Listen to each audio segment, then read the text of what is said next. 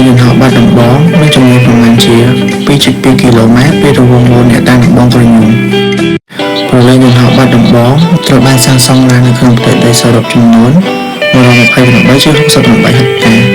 ដែលមានការចូលរួមពីជនជាតិចិននិងស្ថាបត្យករខ្មែរលោកវ៉ាន់មួយវិញប្រលេងយន្តហោះនេះឬគេអាចហៅមួយយ៉ាងទៀតថាប្រលេងយន្តហោះវេបចានត្រូវបានកសាងនិងអភិរក្សនៅក្នុងឆ្នាំ1968នៅឆ្នាំ2018ទីនេះបានបើកឡើងវិញសម្រាប់យន្តហោះឯកជនខ្នាតតូចចុះបានហើយនៅដល់ឆ្នាំ2020អាកាសយានដ្ឋានក៏បានក្រនឹងបើកឡើងវិញសម្រាប់ការហៅនៅក្នុងស្រុកពាក់ព័ន្ធទៅនឹងការងារពាណិជ្ជកម្មតែប៉ុណ្ណោះប៉ុន្តែនៅខែធ្នូឆ្នាំ2020អាកាសយានដ្ឋាននេះត្រូវបានប្រកាសថាផែនការបើកដំណើរការនោះត្រូវបានរំសាយទាំងស្រុងដោយសារការផ្ទុះនៃជំងឺរាតត្បាត COVID-19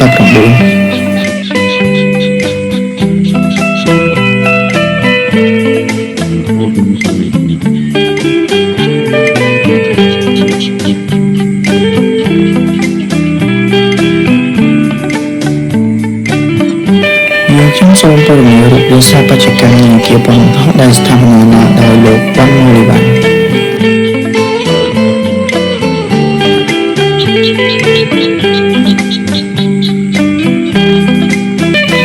ផ្នែកដំបូងនៃអគារជាប្រភេទដំបូលរងលាយប៉ិតប្រក់ក្បឿងក្បាច់ដែលខាងជាដំបូលលាបតភ្ជាប់មកខាងក្រោយកំឡាយដំបូលប៉ិតដំបូលរងដែលនៅផ្នែកខាងមុខមានកម្ពស់ខ្ពស់ជាងដំបូលប៉ិតនៅផ្នែកខាងក្រោយមានហាលជាបំពាក់ដោយក្បាច់ភ្ញីអង្គរហើយមានរូបហង្សនៅផ្នែកកណ្ដាល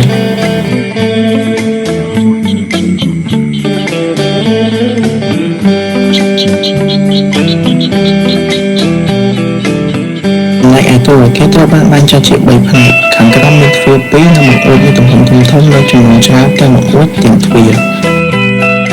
ពីលើគ្រឹះត្រូវបានចាក់បេតុងលយជារបាំងការពារថ្ងៃក៏ដូចជាទឹកភ្លៀងយ៉ាងសមល្អ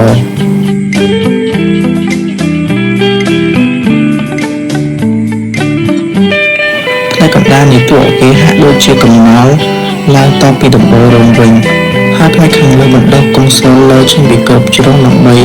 តតជញ្ជាំងមួយទៀតតែយើងហៅថាតួបន្ទប់ខាងលើនឹងអាចកាច់ចុះឡើងបាន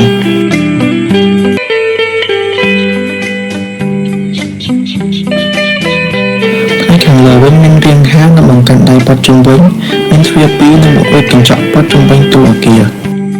បន្ទប់នេះគឺជាបន្ទប់ពិសេសសម្រាប់មើលដំណើរការយន្តហោះនិងយានយន្តទាំងឡាយ